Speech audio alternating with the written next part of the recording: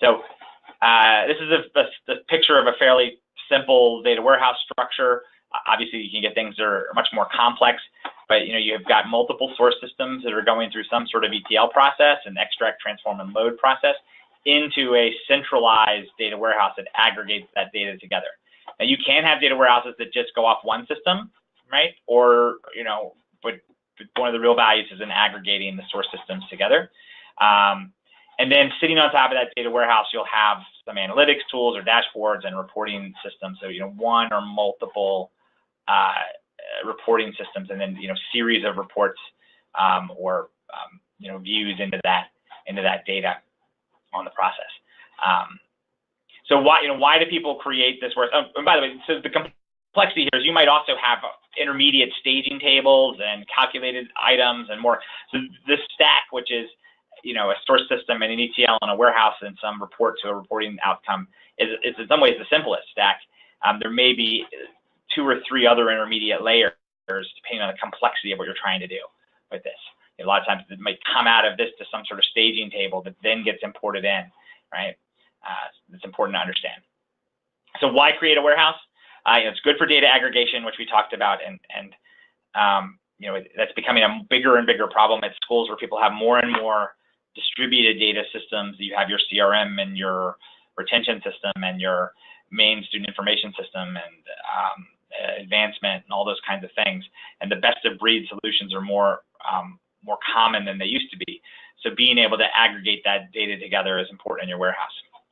The next thing is embedding complicated business logic and calculation. So those systems I was just talking about are transactional data systems. They're not really designed for the most part for any sort of complicated reporting, calculated counts and sums and all that kind of stuff.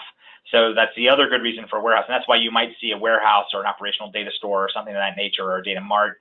And I'm going to use those words interchangeably here. I know they have nuances in their definitions, but you may have that reporting layer essentially off of one, just one system, so that you can put together a data structure and business logic that is more suited towards reporting, or has some embedded calculations that don't exist in the source system. Combining these both is where you get even more value.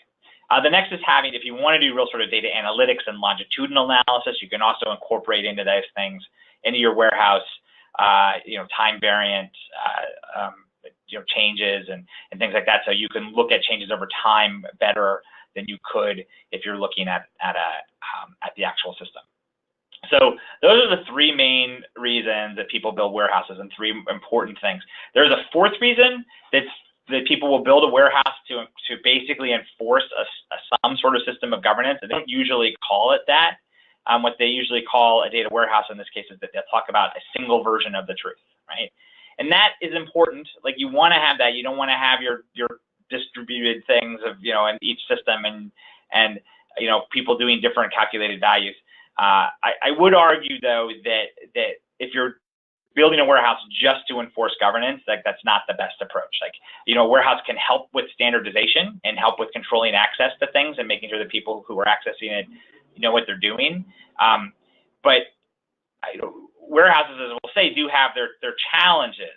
So and it's not necessarily the right way to do all reporting on your campus is through a warehouse. So if you're deciding to build a warehouse to force people to do things in a particular way, like all reporting must come out of this thing as a single version of the truth, I think you're going to run into problems for reasons that you'll see. So that doesn't mean that governance and warehouse don't go together. They do. But I say that good data governance will help a warehouse, but a data warehouse on its own will not create good governance. Right? So you have to think about that. So that's my soapbox on this position. I think that actually people have moved away from really thinking about everyone must report through our warehouse. That makes sense for maybe external people coming, but you really want to, if you have a good reporting knowledge base and you're getting consistent definitions and understanding across all your systems, you can allow people to go do reporting directly when necessary and have some level of confidence that they're going to do that accurately. And that can mitigate some of the challenges that you see and turn around and additional data and building things in your warehouse and all that kind of stuff. So I just buried the lead in my I gave away the lead in my next slide. So what are some of the challenges here? So if you've got a data warehouse solution, or you're going to build a data warehouse solution, some of the challenges that you see is lack of adoption, trust, and use of the warehouse. So that's I didn't do capital trusted with a capital T on purpose. That's one of my little weirdnesses of me. I tend to randomly capitalize words, but I think it probably meant it in the sense that that's a super important thing. So you want people to use these systems, and too often a major investment in a data warehousing project ends up with shelfware. So you need to have lack of trust in the data in that warehouse, and this lack of adoption, and trust is caused by a lack of trust in the warehouse, or a lack of understanding of the underlying logic. So if they don't get it, if they don't understand it, then they're not going to use it. If they don't, that's just the number one problem. No matter how perfect of an IT project you've done, if you haven't accounted for that trust issue or understanding issue, it's not going to be effectively used. Next issue you have is inconsistency with the source system reports, or the source system data. So if you're doing counts or trends or percentages or whatever out of your data warehouse, and that is either replacing or standing alongside reports that people are doing in their, directly out of your student information system or out of the LMS or some other census data extract that might exist, then if those numbers don't add up, that can cause major problems, right? So it could be because there's a mistake or a problem, or it's most likely issues with understanding of the underlying logic of either side of what's happening there. So that's a major issue, is inconsistency with the source systems. The next is like just creating it on its own. So it's a complex development project. So there's many moving parts. As we just saw, even in the most simple thing, there's four pieces that have to fit together and communicate well. And a complicated architecture. So you've got scheduled moves that have to be timed correctly, and all these things. And it's not usually something that can be done by one person. So everyone has to sort of coordinate and create their pieces so that they fit together, and use the same tools and the same definitions, and the translates and mappings all have to, coordinate. So that can stand in the way of that process. So another issue is slow turnaround for adding data or reports. So this goes into this concept here that a good report will generate more questions than answers. So, one of my best practices for a data warehouse is you don't have to boil the ocean. You don't have to build everything in the world in the first instance of a data warehouse.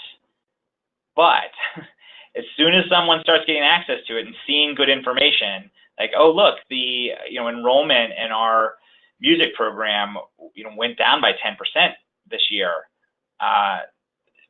What was it before? What's the trend? How is that compared to other things? What was the demographics of those people? What programs were they taking? What majors?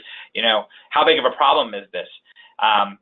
So those follow-on questions, once they start seeing that information, they can be hard to create in a warehouse quickly, because you have that BI stack where you got to take it in the source system and take it in the ETL and build it into the warehouse tables and then build the report on it. You can't just sort of go write another query straight from your report into the base systems, particularly if you're aggregating data from multiple sources.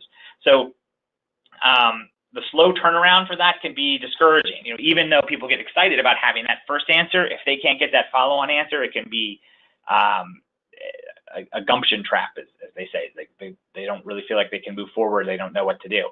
So figuring out ways to speed up that turnaround. So as I was saying, I don't encourage people to try to build everything, because you never can. These are enormous systems. But if you know that you're gonna build a core set of things, and you're able to iterate quickly with adding stuff, like this is an organic solution, then you'll get a better, more adoption and a better warehouse. So to do that successfully, that's where having a good governance and structure and data request process really works. And lastly is the black box problem, which sort of falls into all of this. It's like, all right, we have this warehouse, it's implemented, I'm getting this number, it doesn't look right. I don't know how is this coming? Where is this coming from? What does it mean? How is this calculated?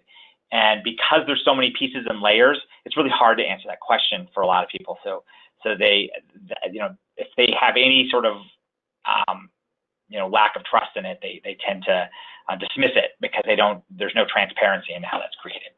So these are the challenges. You know, I'm assuming, I can't see anyone sort of nodding along or whatever, but I assume that most of you have either encountered these before if you've got an active project or thinking about those if you're going to implement a new project, but it's important things to deal with.